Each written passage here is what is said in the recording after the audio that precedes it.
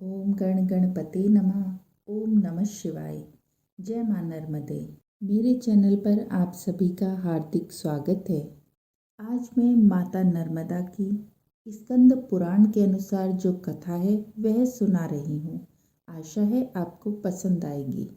कथा आरंभ करने से पहले जो भी मेरे चैनल पर नए आए हैं उन सभी से अनुरोध है कि मेरे चैनल को लाइक, शेयर और सब्सक्राइब कर लें और बेल आइकन को दबाकर उसे ऑल पर सेट कर लें। तो अब हम अपनी कथा आरंभ करते हैं। स्कंद पुराण के रेवा खंड में माता नर्मदा के जन्म की कथा और उनकी पृथ्वी पर आगमन की कथा कही गई है। रेवा खंड के अनुसार राजा युधिष्ठिर के पूछने पर मार्कंडेय जी के द्वारा पुरुरवा की तपस्या से नर्मदा जी के मृत्युलोक में आगमन का वर्णन है। सूत जी बोले, तपोधनो, एक समय महातेजस्वी मार्कंडेय मुनि तीर्थ यात्रा का फल पाकर नर्मदा के तट पर बैठे हुए थे।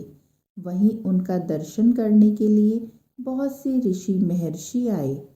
पुलत्स्य, वशिष्ठ, पुलह, भृगु, अत्रि, मरीच, भारद्वाज, कश्यप, मनु, यम, अंगिरा, पराशर, शंभकाव्य, शुक्राचार्य, गौतम, शंख, लिखित, दक्ष, कात्यायन, याज्ञवल्क्य, विंभाडक, गर्ग, शौनक, व्यास, उदालक, शुक्र, नारद, पर्वत, दुर्वासा, उग्रतापस, शाकल्य, गालव, जाबाली, मुद्रल और कौशिक कुलोत्पन्न विश्वामित्र आदि देव सम्मानित महर्षि तथा धर्म, शतानंद, वैष्णव, शाक्लायन, जुहोती, आशयु, भूमंडल निवासी महात्मा, बालखिल्य आदि भी वहां उपस्थित हुए।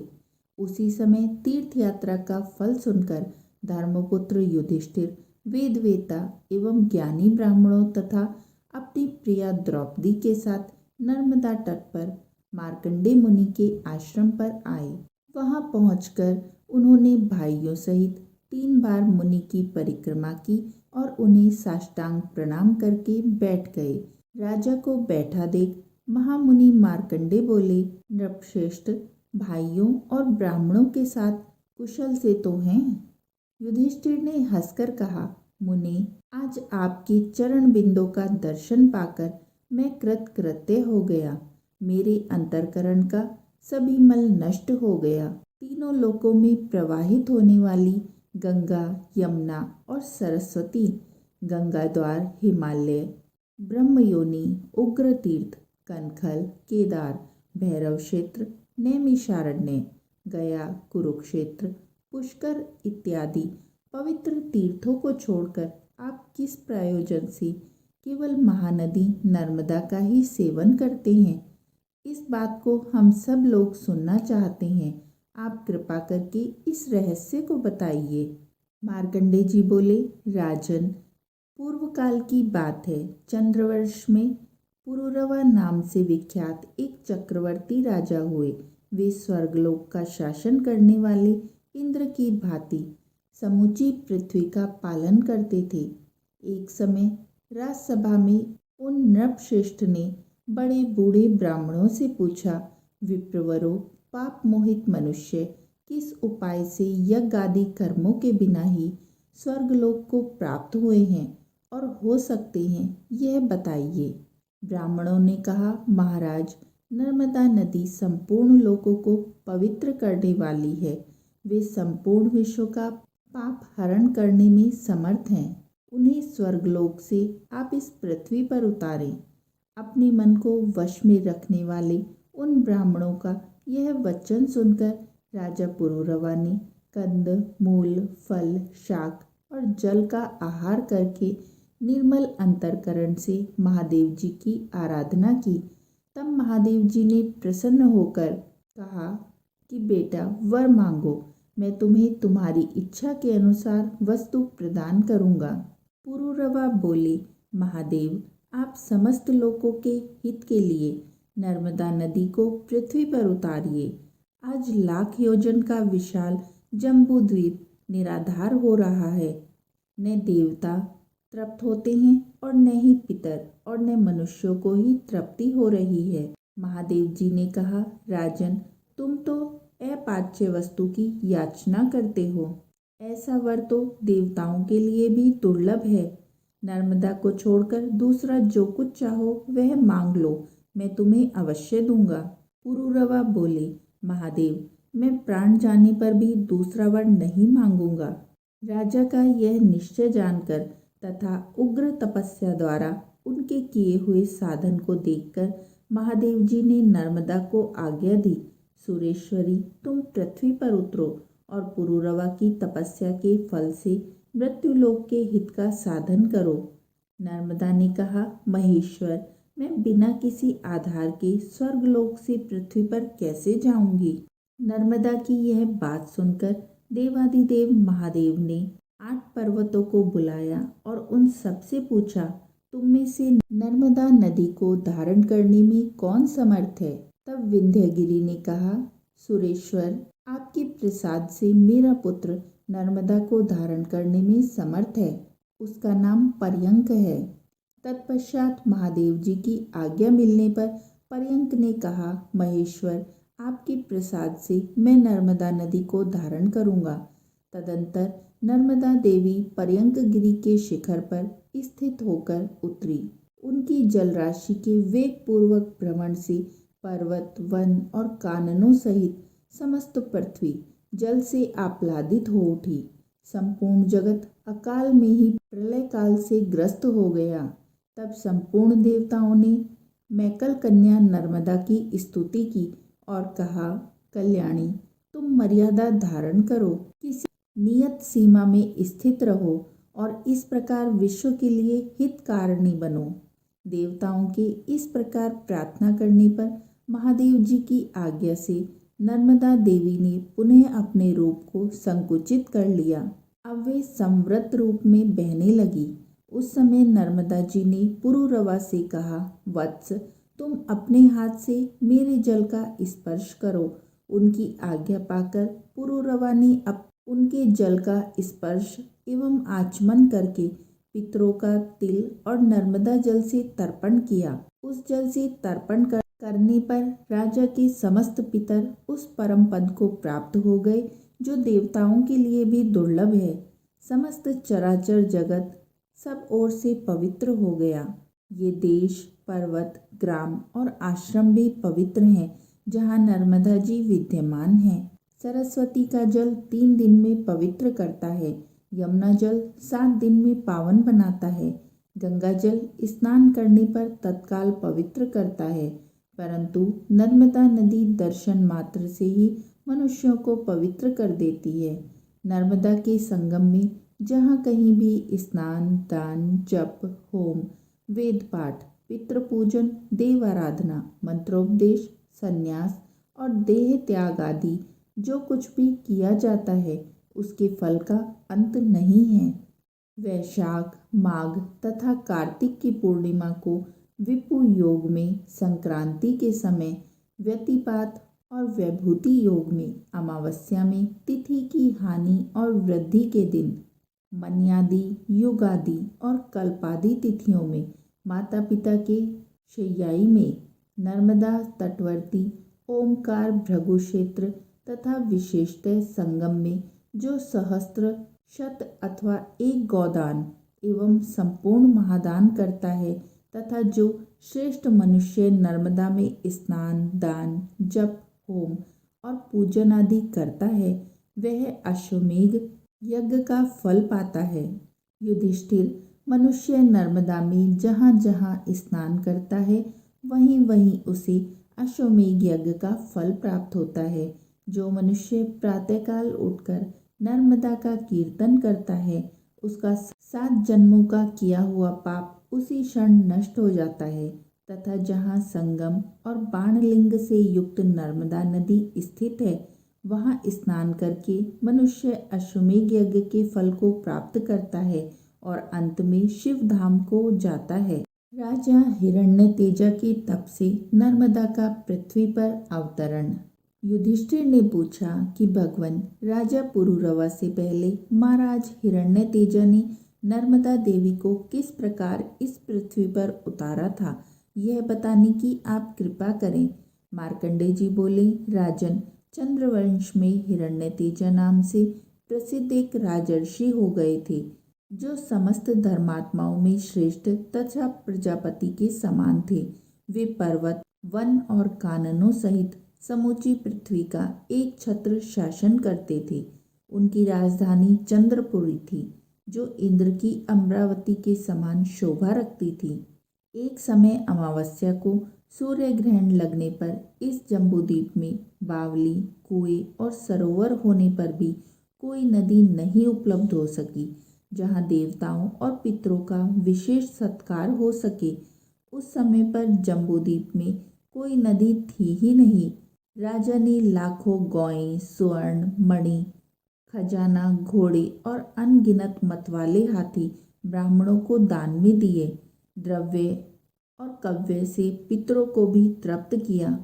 उस समय उन्होंने देखा पितरों को जलपान का बड़ा कष्ट है।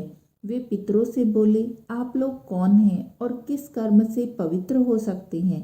तब पितर बोले, महाभाग, यह द्वीप नदियों से रहित होने के कारण यहाँ का सब धर्म कर्म नष्ट हो चुका है।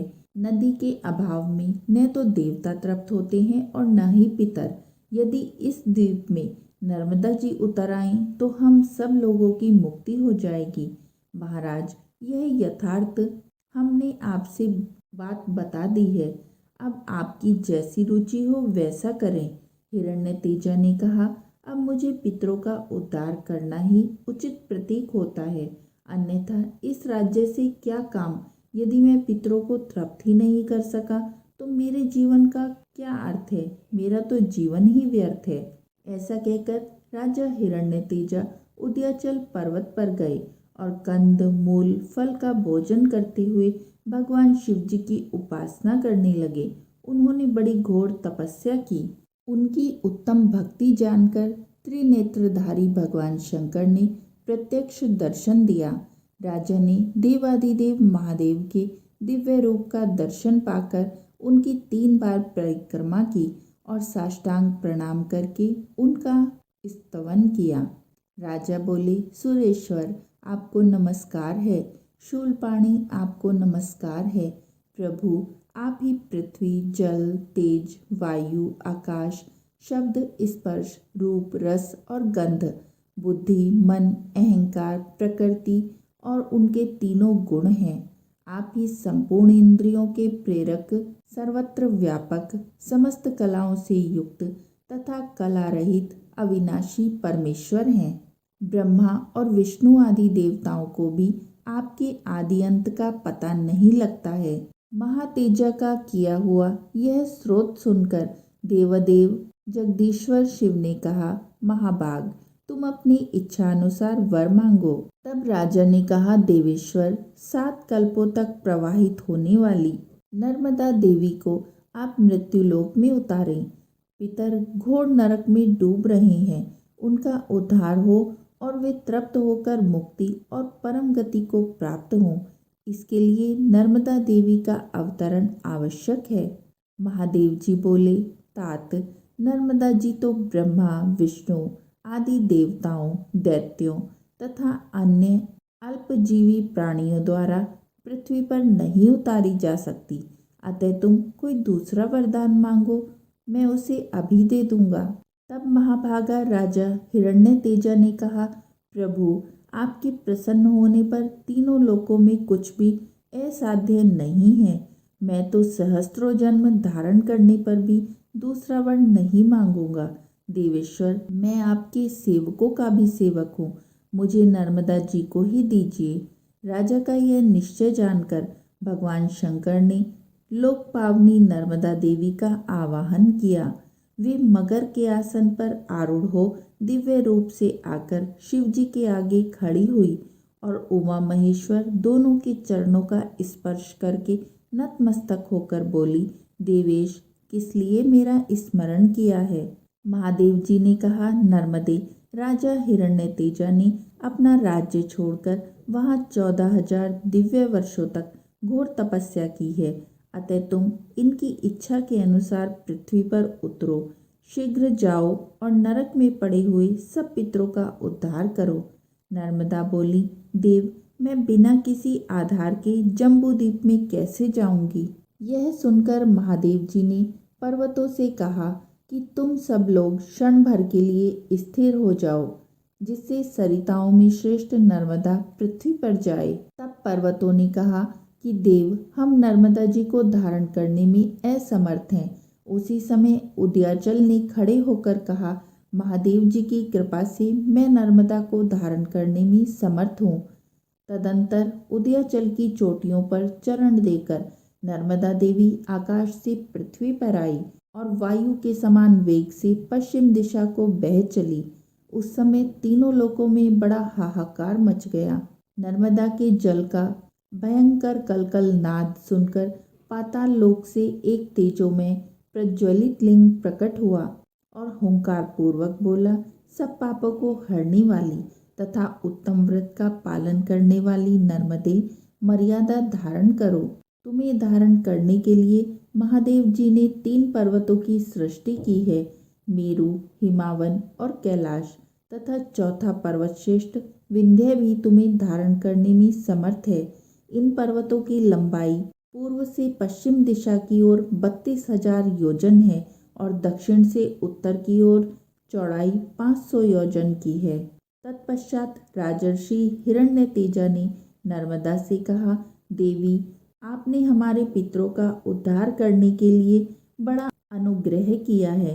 नर्मदा ने उत्तर दिया, राजन, तुमने मेरे लिए महादेव जी की आराधना और तपस्या की है, इसलिए जो तुम्हारे माता पिता के वंश के लोग हैं वे और तुम्हारी रानीवास में रहने वाली स्त्रियों के भी जो सगे संबंधी हैं वे सब मेरे प्रभाव से उमा महेश्वर के लोक में चले जाएंगे।